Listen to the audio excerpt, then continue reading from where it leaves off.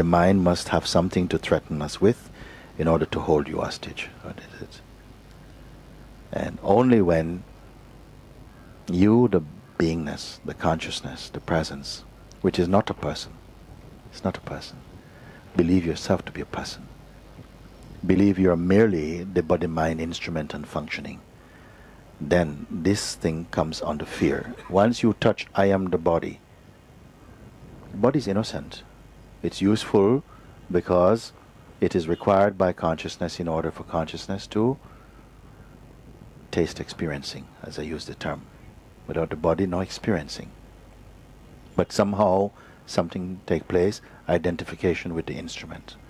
And then the consciousness falls into this modification. I am the body, this is me. And then subtle agitation and a trauma enters into the being. It feels, now I've come into time. The timeless brought itself into time. And anything that touches time, fear will come. Because time has beginning or some end. Body has beginning, has end.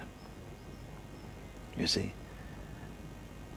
It's like if you look at the expanse of the ocean and suddenly something rises, ocean rises up, and the name comes wave. And the minute that concept wave come, then the concept of birth come, the beginning of the wave. It's only water. It's only a movement of the one ocean. But the name wave come, and then independence come, individuality come. And then this wave seems to be born as a wave, floats along as a wave, which you call the life of a wave, and subsides again, we call death of a wave. But all of this is just concepts. It's just name, form, play, movement. This is the mind. What happened? What does the ocean experience? Giving birth.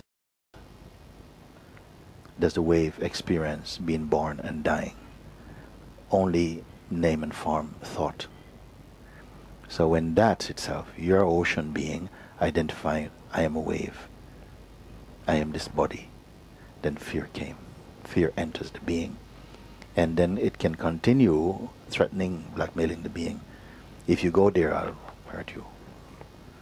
I'll give you pain. So how can the beingness that has fallen under the hypnosis that I am the body-mind, how will it wake up from this satsang? And satsang is the waking room, not just waiting room.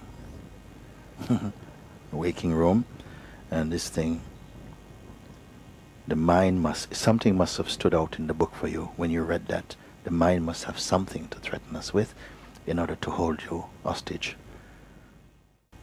How can that which is unbound have no beginning, have no real concrete existence? Spirit come interfere by holding on to time, holding on to the time body. And body is fine, body is there, its duration. And for a while the consciousness will experience the body and the touch of the body's qualities. They will work together for a while. When consciousness expresses as humanity, is to not fall asleep into the human modification. It must remember also who I am. And that is discovering the divinity in your own self, the timeless and the deathless.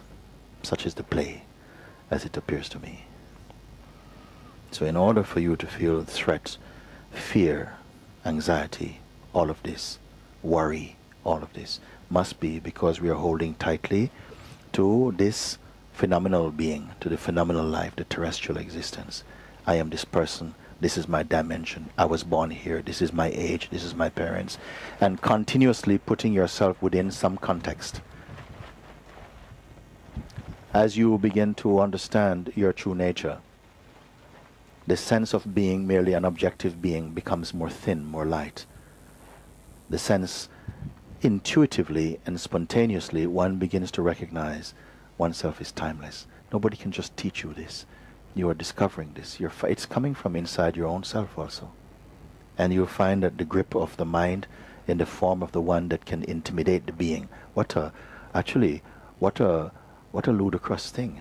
But it's felt. It's our experience as being human being that one of the most potent things is fear. Fear and desire rules the world almost. And how did fear come? Because you became afraid of something. What are you afraid of? You're afraid of the end of existing. And also the loss of consciousness.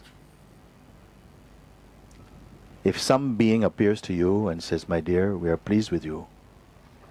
We are the highest beings. We are pleased with you. I am willing to give you the entire universe in exchange for your consciousness. Is it a good deal? No. Because with what would you appreciate anything except consciousness? So it's the consciousness. We are afraid to lose consciousness. And even this is an illusion. Because every night in deep sleep there's no consciousness. Not dualistic consciousness is not there. And we are happy to embrace this state, to be carried into oblivion.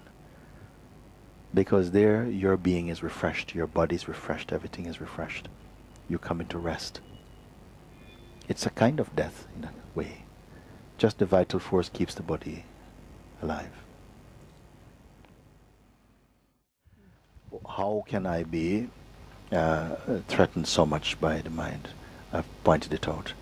If you are identifying mostly with the body-mind life, and perhaps 6 billion people are on that team, are believing I am the body-mind, complaining, trying to live everything based upon this, you have the opportunity of recognizing. Even anyone can. I don't know what makes it more appealing for you, that catches your attention more to follow this type of advice, that points out clearly that you cannot be merely the body-mind. Does this question have an appeal for you? Because it is your way out of a trap that itself is conceptual.